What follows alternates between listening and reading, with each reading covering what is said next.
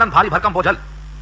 یہ ہوائیں بڑے بڑے بوجھل بادلوں کو اپنے وجود کے ساتھ اٹھا لیتی ہیں اور لے کے چلتی ہیں, کبھی دائیں سے بائیں, بائیں سے دائیں, جدھر اللہ کا حکم ہوتا ہے لے کے چلی جاتی ہیں. ترجمہ لفظ دیکھیے, وہ ہوا اور وہی ذات, الذی جو یرسل الریاح, ریاح جمع ہے ریح کی, بھیجتا ہے ہوائیں, بشرن بشارت دیتے ہوئے یا بشارت دینے کے لیے, بین یدی رحمتی, اپنی رحمت سے پہلے پہلے, درمیان اس کی رحمت کے, حتی یہاں تک کہ اذا اقلت سحابا, جب وہ ہوائیں اٹھا لیتی ہیں بادلوں کو, ثقالا بوجھل حالت میں, سقنا تو ہم سیراب کرتے ہیں اس سے, لبلد میت, ایسا شہر جو مردہ ہو چکا تھا پانی کے نہ برسنے کی وجہ سے.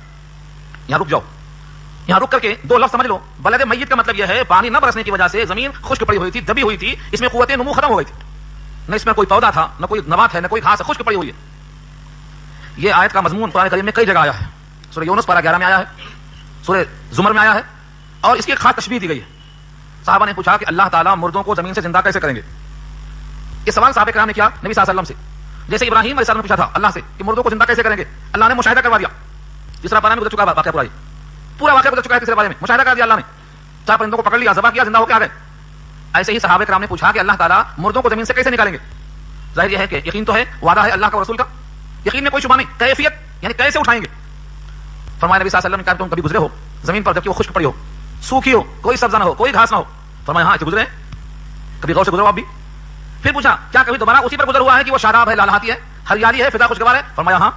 کہا جو اللہ اس زمین پر پانی برسا کر اس کے مردہ پن کو ختم کر کے قوت نمو لاتا ہے, وہی اللہ آب حیات برسا کر بجائے نبات کے مردوں کو کھڑا کر دے گا. سورہ زمر کے الفاظ ہیں ان الذی احیاها لمحیی الموتى وهو علی کل شیء قدیر. یہ مضمون سورہ یونس میں اس طرح آیا ہے کہ اگر دنیا والوں کی مثال دیکھنا ہے, دنیا کی حیات کی تشبیہ, مثل الحیات الدنیا کماء انزلناه من السماء, اب دنیا کی حیات کی مثال یہ ہے کہ ہم نے آسمان سے پانی برسایا, زمین سے پانی خلدملد ہوا, قوت نمو آئی, سبزہ ہوا, ہریالی آئی, خشکی پیدا ہو گئی. اب اس کے بعد دیکھو تو ہوائیں اڑاتی پھر رہی ہیں, پیلا ہونے کے بعد خشک ہو گیا. ایسے ہی اللہ تعالیٰ نے انسان کو پانی سے پیدا کیا, کوپریں نکلی, طفلی کا دور گزرا, شباب آیا, بڑھاپے کے بعد پھر مٹی کا حصہ بن گیا. یہ تشبیہ دیا اللہ نے سورہ یونس پارہ 11 میں. یہ دونوں باتیں رکھ کر سنو. اللہ فرماتے ہیں لبلد میت, مردہ شہر ہے یعنی خشکی چھائی ہوئی ہے, قحط کا دور. فانزلنا به الماء, پھر ہم نے اتارا اس پر پانی, فاخرجنا به, پھر نکالا ہم نے اس پانی کے ذریعے سے من کل الثمرات, ثمر کی جمع ہے, ثمرات مختلف قسم کے پھل. پانی ایک, زمین ایک, لیکن اسی زمین اور پانی سے مختلف قسم کے پھل پیدا کر دیے, جن کا ذائقہ الگ ہے, جن کا مزہ الگ ہے, جن کا رنگ الگ ہے. یہ سب کیفیات ہم نے پیدا کر دیا. ان پر تمام باتوں پر یقین ہے, مشاہدہ ہے, شک کی گنجائش نہیں ہے. کذالک, اسی طرح جس طرح ان باتوں کا یقین ہے, اسی طرح نخرج الموتى, ہم مردوں کو نکالیں گے, لعلکم تذکرون, شاید تم دھیان دو, توجہ کرو اس بات کی طرف. تو اس آیت میں 2 باتوں کی تشریح ہو گئی. نمبر 1 اللہ کی قدرت یہ ہے کہ ہوائیں چلاتا ہے. نمبر 2 ہواؤں میں اتنی قوت اللہ نے دیا ہے کہ بادلوں کو اٹھا لیتی ہے. نمبر 3 اس سے پانی برسا کر مردہ زمین کو زندہ کرتے ہیں, اور اسی پانی اور مٹی کے خلط ملط ہونے سے ہر قسم کے سبزے, ہر قسم کے ذائقے ہم پیدا کرتے ہیں. جو اتنا ہم سب کر سکتے ہیں تو اس کا ایک جز یہ ہے کہ اندر سے قبر کے اندر جو مردے ہیں انہیں زندہ کر دیں گے. اس دعوے کو بھی مان لو, لعلکم تذکرون, تذکر یہی ہے, دھیان دینا یہی ہے. لیکن ہوتا یہ ہے کہ سب نہیں مانتے. ایسی مثالیں قرآن کریم میں کثرت سے آئی ہیں, لیکن لوگ نہیں مانتے. کیوں؟ لوگوں کی 2 قسمیں ہیں, ٹھیک ایسے جس طرح زمین کی 2 قسم ہے, بلکہ 3 قسمیں کہا ہے رب کریم نے. سورہ رعد پارہ 13 میں 3 قسم بتایا ہے. یہاں 2 ہی قسم کا تذکرہ ہو رہا ہے. جب پانی برستا ہے تو بعض زمینیں بنجر ہوتی ہیں, کتنا ہی پانی برسے ان میں سے کوئی چیز پیدا نہیں ہوتی. اگر کچھ پیدا بھی ہو گئی تو ایک تو بہت کم ہوگی, دوسرے بیکار قسم کی چیز پیدا ہوگی, اچھی چیز پیدا نہیں ہوگی. اور جو زمین اچھی ہے, قوت نمو ہے, زرخیز ہے, اس زمین سے بہترین قسم کے فواکہ, میوے, ثمرات, پھول والے ہر چیز پیدا کرتا ہے. تو 2 قسم کی زمین ہو گئی. تیسری قسم کا ذکر یہاں نہیں ہے, لیکن سورہ رعد میں ہے کہ پانی جذب کر کے نہ پیدا کرتی ہے وہ زمین, اور نہ بنجر ہے, بلکہ اپنے اوپر پانی کا اسٹاک جمع کر لیتی ہے, خزانہ. جو بھی آتا ہے اسے استعمال کرتا ہے, انسان آئے, جانور آئے, بیل آئے, بھیڑی آئے, کوئی بھی آئے. تو ایک زمین وہ ہے جس میں قوت نمو ہے, ایک زمین وہ ہے جو بنجر ہے, ایک زمین وہ ہے جو پانی کا ذخیرہ کر لیتی ہے, سب کو فائدہ پہنچاتی ہے. اللہ فرماتے ہیں قرآن کریم جو رحمت ہے یہ اللہ برساتے ہیں, ہر ایک کے دل پہ نازل فرماتے ہیں. لیکن بعض لوگ بنجر ہیں, ان مثالوں سے انہیں کوئی احساس نہیں ہوتا.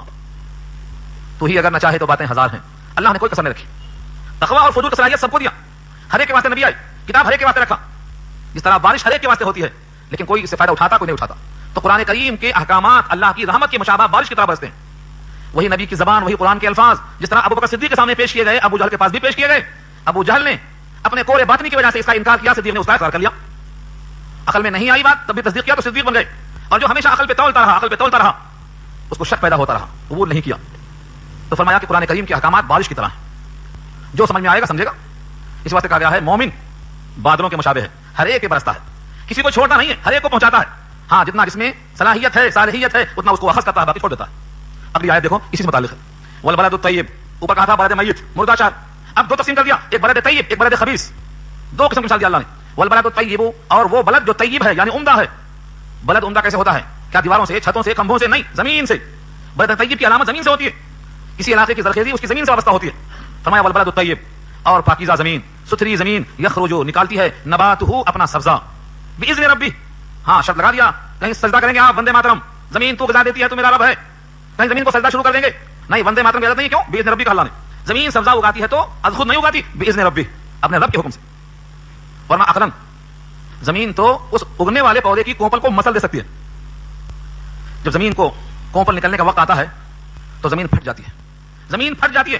حالانکہ زمین کے اندر اللہ نے اتنی قوت دی ہے، کبھی کبھی سوچتا ہوں راتوں میں کہ اللہ نے اتنی قوت دی ہے کہ انسان کے وجود پہ مٹی کھا جاتی، دفن کر کے آؤ کچھ دن کے بعد جا کر دیکھو سب کھا جاتی، ہڈیاں کھا جاتی، لکڑیاں کھا جاتی، لوہے کھا جاتی، کپڑے کھا جاتی.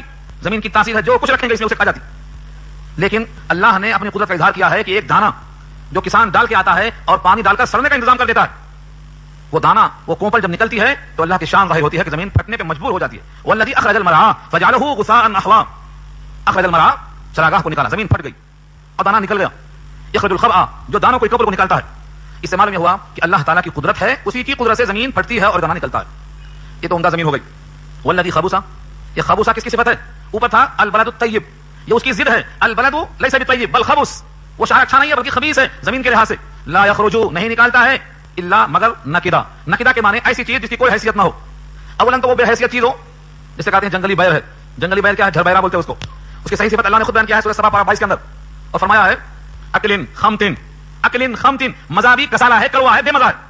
کانٹے زیادہ، پھل کم، پھل بھی چھوٹے، گودا کم، ہڈیاں زیادہ، کسی قسم کا کوئی مزہ نہیں. سورہ سبا میں جا کر دیکھو، نکالتے ہیں رب کریم. تو معلوم یہ ہوا کہ زمین کا خوب سے یہ ہے کہ اس سے اچھی چیز نہ نکلے، خراب چیز نکلے. ان دو چیزوں کو واضح کیا اللہ نے. تو ایک ہے بلد طیب جس سے نکالتے ہیں سبزے اللہ کے حکم سے، اور دوسرا کیا ہے؟ والذی خبث، جو زمین خوبص رکھتی ہے.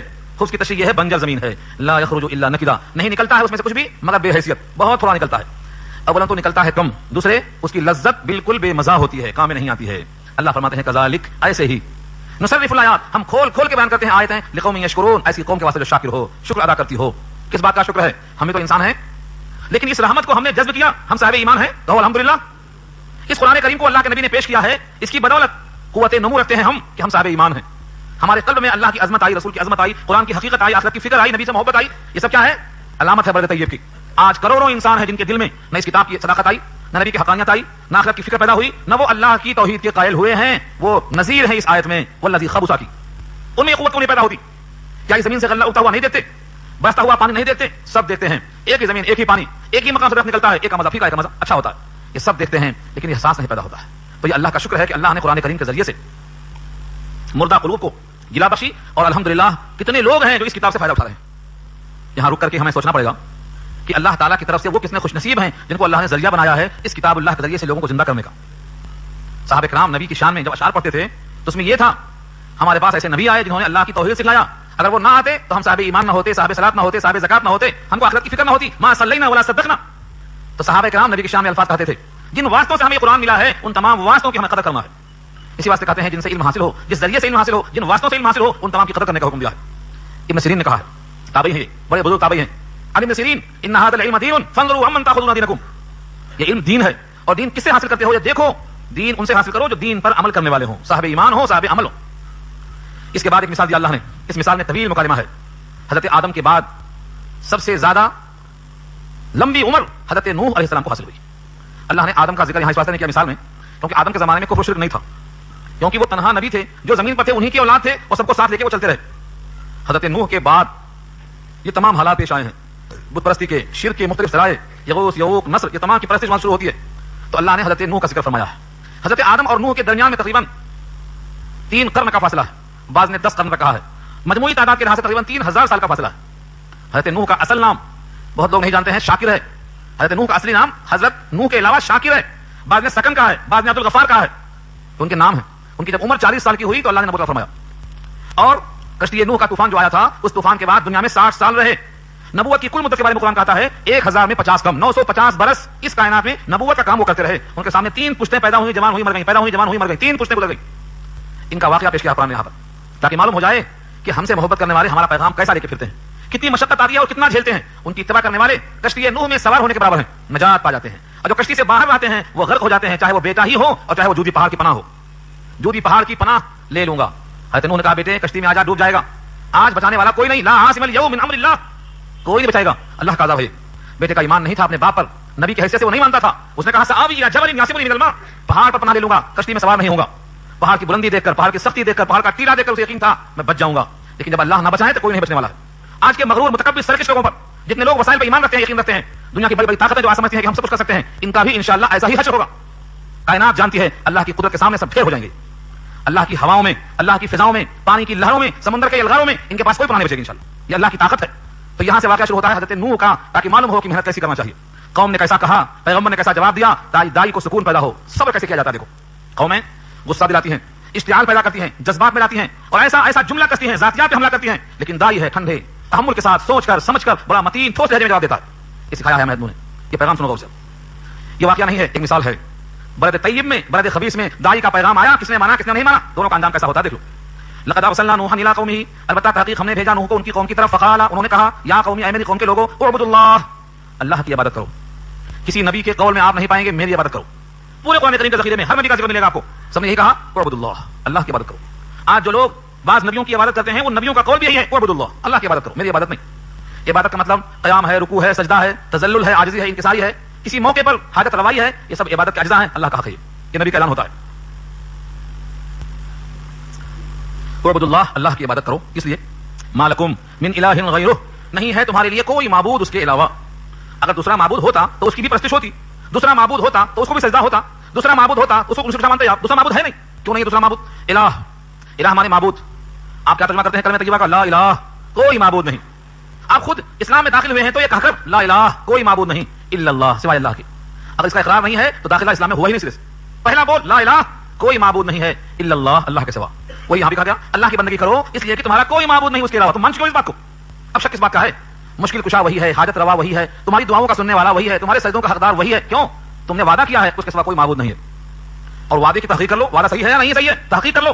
معبود کون ہوتا ہے؟ جو خالق ہو. معبود وہ ہوتا ہے جو ہمارے وجود کا مالک ہو. معبود وہ ہوتا ہے جو عدم سے وجود بخشتا ہے اور رزق فراہم کر کے ہماری بقا کا سامان مہیا کرتا ہے. کون ہے ایسا کرنے والا؟ اس لیے تمہارا کوئی معبود نہیں ہے. اگر تم اس کے سوا کسی اور کو معبود مانتے ہو, انی اخاف علیکم, تو تم پر مجھے اندیشہ ہے, عذاب یوم عظیم, بڑے دن کے عذاب کا. یہ بڑا دن ابھی نہیں آیا. یہ بڑا دن کون سا ہے؟ قیامت کا دن ہے. سب سے بڑا دن قیامت کا دن ہوگا. عذاب یوم عظیم فرمایا اللہ نے. یہ قیامت کا دن بڑا کیوں ہوگا؟ اس لیے کہ ساری کائنات میں جتنی مخلوق ہے ان تمام کی ملکیت عارضہ بھی ختم کر دی جائے گی.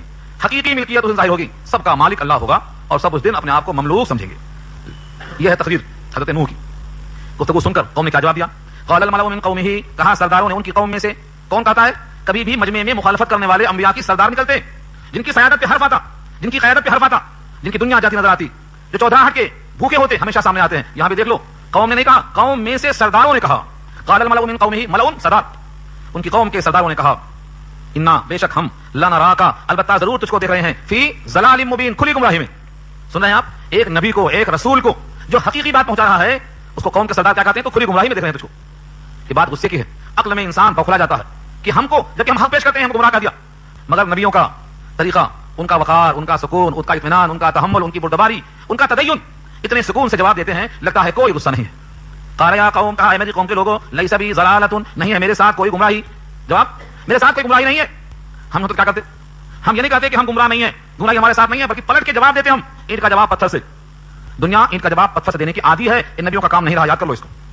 ذاتیات پہ حملہ کرنا یہ آج فیشن بن چکا ہے, نبیوں کا یہ کام نہیں تھا. نوٹ کرو یہاں سے, لیس بی ضلالۃ, نہیں ہے میرے ساتھ کوئی گمراہی, ولکنی رسول, لیکن میں رسول ہوں, من رب العالمین, رب العالمین کی طرف سے میں رسول ہوں, میرے ساتھ کوئی گمراہی نہیں ہے. اس میں ایک تو جواب ہے, دوسرے اقدام بھی ہے, تیسرے تحمل کے ساتھ ہے. جواب یہ تھا کہ تمہارے ساتھ گمراہی ہے, اور جو گمراہ ہوتا وہ رسول نہیں ہوتا, تم رسول نہیں ہو. اس کا جواب دے دیا کہ میرے ساتھ گمراہی نہیں ہے, یعنی تمہارا یہ کہنا کہ میں گمراہ ہوں یہ غلط ہے. ہاں صحیح یہ ہے کہ میں سارے جہان کا جو رب ہے اس کی طرف سے بھیجا ہوا ہوں, اور جو سارے جہان کا رب ہے وہ انتخاب میں کسی گمراہ کو پکڑتا کیا؟ اس کا انتخاب غلط ہو سکتا ہے. سارے جہان کا جو رب ہے اس نے مجھے بحیث رسول کے, پیغمبر کے, قاصد کے, یلچی کے منتخب کر لیا ہے. بھلا کیسا گمراہ ہو سکتا ہوں میں؟ ایک تو توثیق ہو گئی, اور دوسرے ایک دعوت بھی اس میں ہے. تم سمجھتے تھے کہ ایک رب پانی کا ہے, اور ایک رب آگ کا ہے, اور ایک رب جو ہے بارش کا ہے. الگ الگ رب ہے تمہارے پاس, لیکن یہاں کہا رب العالمین, سارے جہان کا ایک رب ہے, وہی بارش کا, وہی پانی کا, وہی آگ کا, وہی وجود کا, وہی رزق کا, ہر ایک کا وہی رب ہے.